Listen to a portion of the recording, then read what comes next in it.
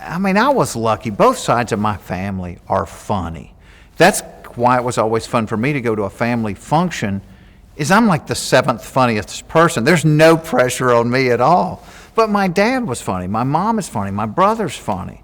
These are just people that would never get on stage. But my wife didn't come from a family like that, and so the first time she was around us, she was like, oh my gosh, they're insane, because if my brother walked in and had a zit on his forehead, I'm like, oh my gosh, this is, the biggest zit I've ever seen. And my wife's like, you can hurt his feelings. I'm like, no, you got to give him a hard time about it. It's a big zit, So, I mean, I was a product of it growing up. We always laugh. We still always laugh. I mean, with my grandfather, it was Jerry Clower, because that was closer to his world. He had grown up in the country. He was a fireman, but I think he was a fireman because he worked one day and then had 2 in a row off, which he was fishing the whole time that he was off.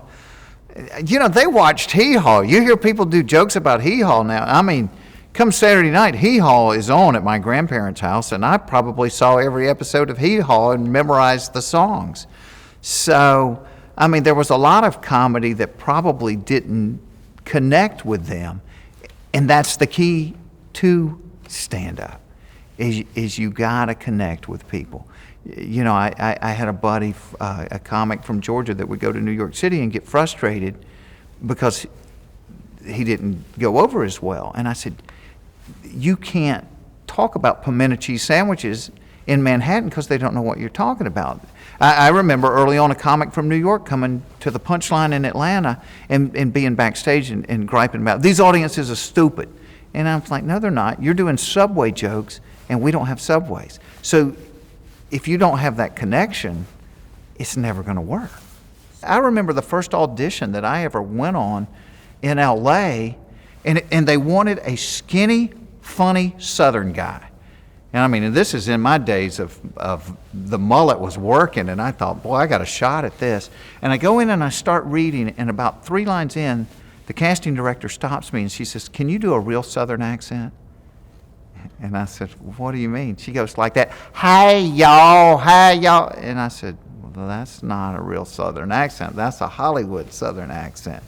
But they had us pigeonholed. I mean, Southerners have this reputation that, I used to say, when people hear the Southern accent, they automatically deduct 100 IQ points, which, I mean, I understand nobody wants to hear their brain surgeon say, all right, now what we're going to do is saw the top of your head off, root around in there with a stick and see if we can't find that dad-burn clot. You're like, no, I'll just die.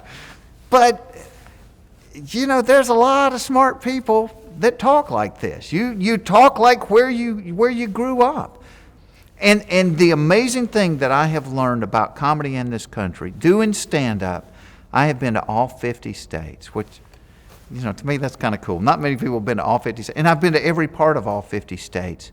And I thought growing up in the South, well, people in the Northeast are different. People in the Midwest are different. We're not. We have different accents and the scenery changes. People are alike. And that's why whatever it is that I do worked, because we're alike. Because, I'll have magazines that will say, well, I guess the redneck jokes only work in the South. It's like, no, actually, they work in Alaska, and they work in Pennsylvania, and they work in Oregon. It comes out in your show all the time, but are you a redneck, and how do you define redneck? I will speak to that. Well, my definition of a redneck, it is a glorious absence of sophistication. And it started because that's what I got called. I would go to work in New York, and I wore jeans and cowboy boots and talk like this. And it was always good-natured, but you'd be sitting around the bar at the end of the night, and they're like, Foxworthy, you just old redneck from Georgia. Drove a truck. They just kind of loved the whole thing. And before I did stand-up, I had never been anywhere. Well, I found traveling around the country, it was like, yeah, I am, but you've got them too. And then it kind of all came to a head one night. I was working in a comedy club right outside Detroit, Michigan, and we're sitting around at the end of the night, and they're kidding me about being a redneck. And the club is attached to a bowling alley that has valet parking. And I said, well, if you don't think you have rednecks, look out the window. People are valet parking at the bowling alley. And I went back to the room and I was like, yeah, I know what I am, but obviously a lot of people don't. And I wrote 10 Ways to Tell, never thinking it was going to be a hook or a book or a calendar. It was just a bit, but it connected with people. And I found pretty soon it wasn't the wild over the top ones that worked. It was, if your working television sits on top of your non-working television. I mean, because people were like, oh my God, that's, that was my grandparents, that's somebody's aunt and uncle. They were one-liners, and we live in an age where nobody does one-liners. I don't do one-liners. I think of myself as a storyteller. But they were easy to remember, they were easy to retell, and they connected with people. And it was universal, and it didn't, people that are, Elvis had $1 billion and he was putting carpet on the ceiling and shooting at the TVs. Come on, it wasn't even an economic thing. It was a state of mind. But I think it connected because it was across the entire country. And you had people that had kind of always had people laughing at them, and now it was somebody laughing with them going, hey, that's what we are. We know it, and we wouldn't be any other way. And I think Hollywood always missed the boat on rednecks in that they had the idea that if you gave rednecks $1 billion, they wouldn't be rednecks anymore.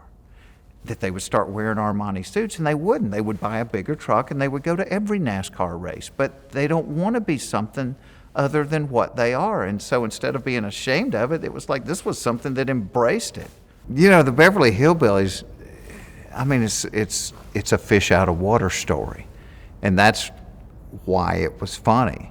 And I guess I relate it to my life. Nothing in my life prepared me to be whatever small level of fame that I have. Nothing prepared me to be famous. Nothing prepared me to be rich. We had a dirt yard growing up, a telephone pole and plywood, and that was our basketball goal. And of course, I never felt like we were lacking anything. I had a great childhood. When you're not prepared for these things in life, often you really don't know how to respond to them. And so, I think I said when I took my family to Hawaii, which I really did, it was like the Clampetts go to Maui, because they are showing up with grocery bags and they're showing up with coolers. Because they're going on a trip. That's what you do when you go to Gatlinburg. Why wouldn't that be what you do when you go to Maui?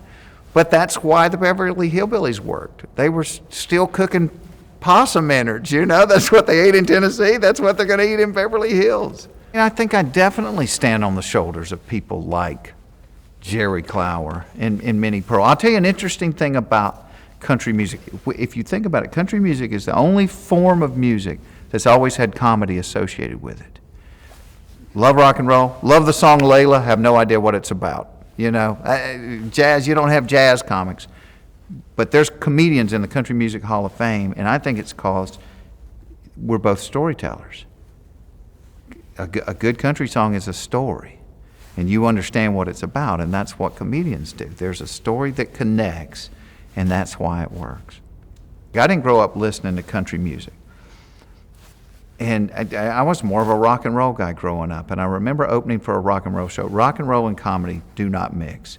And I did a show during college spring break on the beach at Daytona Beach, and I was between the heavy metal band Poison and the Hawaiian Tropic Bikini Contest. So, the guy's like, hey, you want to hear some more rock and roll? You want to see some women in bikinis? Okay, but first, a comedian. They're throwing beer at me. I haven't even made it to the mic and they're throwing beer at me. And I said then, I'm not doing this anymore. A few weeks later, I'm working at a little club in Savannah, Georgia. Emmylou Harris is in town. Her opening act gets sick. Guy calls the club. He said, is there anybody there that can be funny for 15 minutes and be clean? And they were like, yeah, Foxworthy can do it. And I go over and do my 15 minutes, and they sat and they listened and they laughed. And I was like, oh my gosh, this is my audience. I think that I had an audience that had been ignored for a long time, because most of the media stuff in this country comes out of New York and LA. And I would always argue to them, there's 200 million people in between that aren't hip and aren't on the cutting edge. You know, they get up and go to work, and they get up and take their kids to school, and they get up and go to church. It's kind of the backbone of the country. And that's who I wanted to talk to. That's who I connected with. Not that I didn't ever go to work in New York or LA, but it was in the middle of the country. And so I think that's probably why I sold my records. And they were clean. You didn't have to turn them off, you know, when your aunt and uncle walked into the room. And so I think it's because they had a real wide audience. I do censor myself. I think that a lot of comics don't. There's sometimes I look at that and think, oh, I wish I could just say this. But I mean, if I think of something that I think, oh boy, that's too much of a bathroom humor joke, I call Larry the Cable Guy and I give it to him, and then I get to laugh at it later when I see it on TV. But, you know, there's some things, I never wanted to hurt anybody with what I was saying. I used to say in the beginning, I wanted to do a show that if my family walked in and I didn't know it, I wouldn't be embarrassed when I came off stage. And it's funny, the older I've gotten, probably the cleaner I've become, but there's this part of me that likes to walk right up to the line and see how far you can lean over it without stepping over it. You know, somebody told me one time, Johnny Carson, the things that appealed to him, he said, you can walk me into the bathroom, but don't show me what's in the toilet. And so for a guy that worked clean but had this little streak, it was always, how can you say something without saying something? I remember Cosby doing a bit about his wife giving birth, and he said at one point she stood up in the stirrups and informed everyone my parents were never married. Well, that's 10 times funnier than saying she called him a bastard, and it was the way that he worded it.